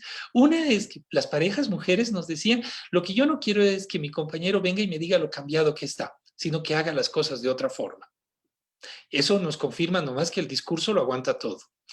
El segundo elemento, que también es importante de reflexionar, es que nos decían, es desde que ha ido a esos talleres, él ha cambiado mucho y es bien molestoso en la casa porque ahora quiere estar más presente. Y entonces esto quiere decir también que en nuestro trabajo de masculinidades no solamente debe ser una intervención con el sujeto, sino con el entorno un poco más amplio. Porque claro, si logramos algún tipo de transformación, esto va a afectar el entorno directo. Y yo no sé si los entornos directos están dispuestos a aceptar esas transformaciones que se están dando, ¿no? Y un ejemplo que tengo es el COVID, ¿no? Decía, ahora mi esposo todo el tiempo quiere estar con sus hijos.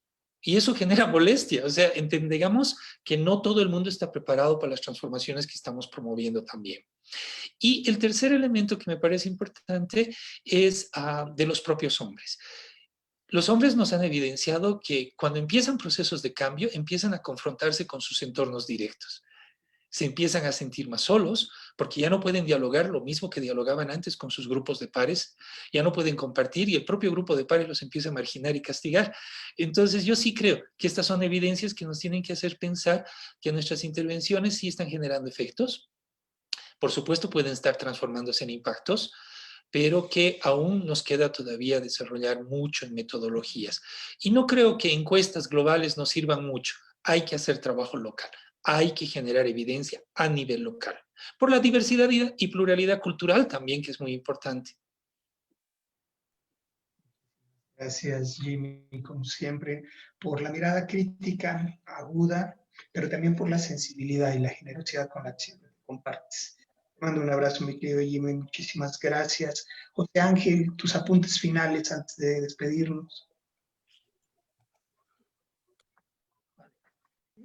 Rapidito, mira, si a mí me preguntan, muchas veces me preguntan algunas amigas feministas, oye, ¿pero de verdad que están cambiando los hombres? Digo, no sé, compara a tu pareja con su padre. La conclusión es que somos una imagen suavizada de nuestros padres. Pero eso implica un cambio. Yo que llevo 40 años en esto, he visto grandes cambios importantes. No porque ahora los hombres hagan cosas que no hacían los de mi generación, pero sí porque en mi generación lo hacíamos muy poquitos y ahora lo hacen muchos más.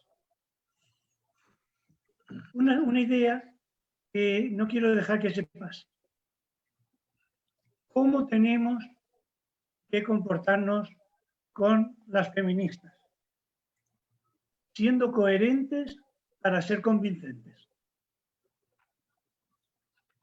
Y lo último, hablando de políticas públicas, para conseguir la mayoría social por la igualdad, es imprescindible conseguir superar el desencanto de ese sector de la población que percibe que las políticas de igualdad se han hecho buscando solo el bienestar de las mujeres, incluyendo a los hombres como destinatarios de estas políticas con medidas que les ayuden a superar sus obstáculos para apuntarse a este proceso. ¿Ya? Mil gracias, querido José Ángel. Cariños, mi admiración de siempre a tu aporte, a tu reflexión y a esta coherencia, buscando justamente promover la comisión a la que nos invitas. Por lo menos hay un tránsito en el planteamiento, es decir, antes el planteamiento era, ¿será que los hombres pueden cambiar? Y ahora lo estás poniendo de tal forma que nos sugieres en que han cambiado, asumiendo que algo ha podido modificar en este tránsito. Mil gracias, querido José Ángel. Recibe un abrazo cruzando el Atlántico. Querido Alvarito, Álvaro Campos del Instituto WEM, tus apuntes finales, por favor. A mí me parece que es importante ver, como decían, qué cambian y cómo cambian y en qué ámbito cambian, porque prácticamente el cambio tiene que ser a todo nivel. Es en la sexualidad, es en el ejercicio de la paternidad, es en las labores de cuidado, es en el ejercicio del poder en la casa, fuera de ellos, o sea, hay múltiples niveles. Entonces me parece que sí es importante mantener un sistema de monitoreo y un sistema de evaluación del alcance de los efectos de nuestros programas y nuestras intervenciones.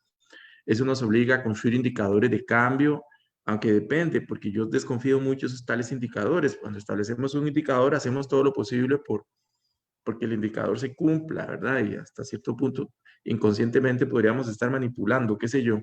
¿Cómo medir cambios? Me parece que es un reto, pero al menos esto de nosotros en WEN tenemos un pequeño sistema de monitoreo y evaluación donde sí consultamos a la pareja, a los hijos, a los mismos hombres y también a hombres que ayudan a los mismos promotores hombres, etcétera, y valorar cosas.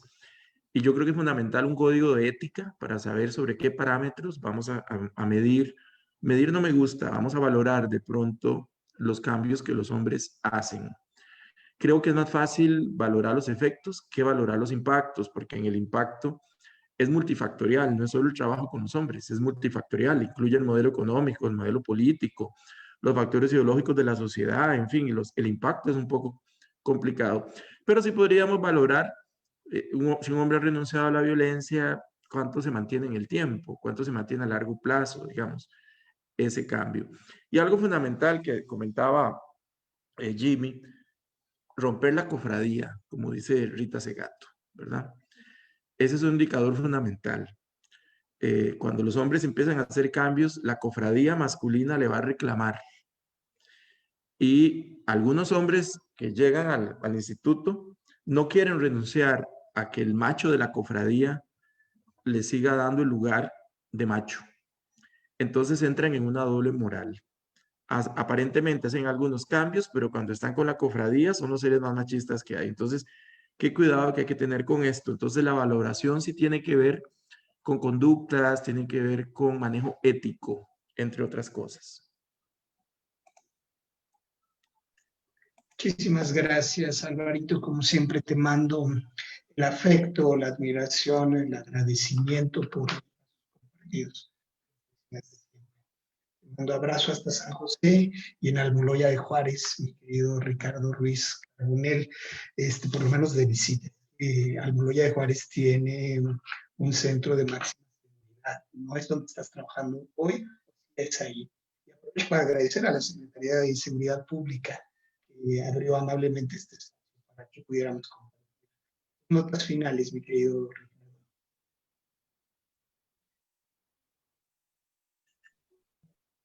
Eso. Como hace un momento comentaba Álvaro, es que romper el macho que llevamos dentro y esa solidaridad que existe entre muchos hombres que, como bien dice él, ¿no? Esa cofradía que está totalmente ya de alguna otra forma impuesta en este sentido. Yo pienso que hay un tema. Coincido plenamente con José Ángel cuando decía que yo pienso que de generación a generación sí que han existido cambios. A lo mejor esos cambios no son sumamente evidentes, tal vez no son los que se deseaban, pero es cierto que de generación a generación ha habido un proceso cambiante, digámoslo así, positivamente hablando, ¿no? Nos decía Álvaro el tema de que hay muchos hombres que tienen doble moral.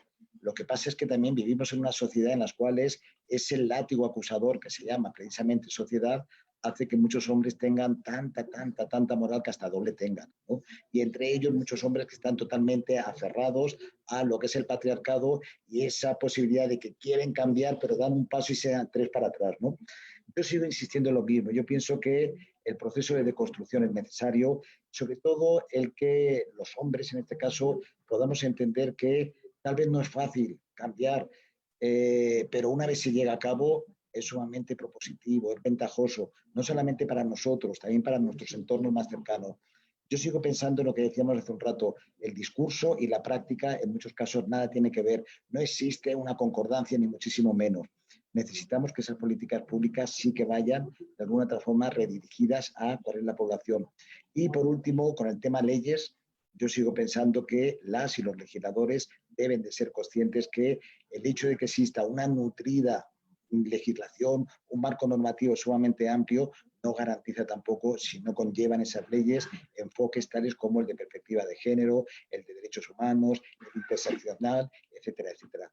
Yo pienso que vamos por un camino, digámoslo así, idóneo, es lento, pero yo creo además que después de esos datos que son aterradores en cuanto a organismos como Naciones Unidas que nos dice que para alcanzar la igualdad sustantiva van a transitar 8 décadas más o algunos otros que aún son mucho más desalentadores, pues yo pienso que tenemos que ya ponernos las pilas. Y un gran avance será que cada quien sembremos, aunque sea una pequeña germinación, esa semilla mínima para poder construir un cambio y que efectivamente los hombres rompamos que con el patriarcado o por lo menos hagamos nuestro mayor esfuerzo para eliminarlo. Gracias de verdad. Gracias, amigo. El gran reto entre el discurso y la praxis. Esperemos que no se convierta en imposibilidad. Por lo menos no dejaremos de seguir trabajando. Mi querido Álvaro, José Ángel, Ricardo y Jimmy, como siempre les mando mi agradecimiento, mi afecto, mi admiración, los 4 hombres de mi admiración por los pasos y por el trabajo que han impulsado en la reflexión y en la deconstrucción de las masculinidades. Usted que ha seguido la transmisión a través del Facebook, muchísimas gracias por alimentar siempre este diálogo y por seguirnos. No se pierda la próxima emisión de estos encuentros por la igualdad entre compañeros que hacen trabajo en Latinoamérica y en España. Con toda certeza, pronto nos vamos a volver a abrazar. Mi nombre es José Alfredo. Seguimos por estas transmisiones.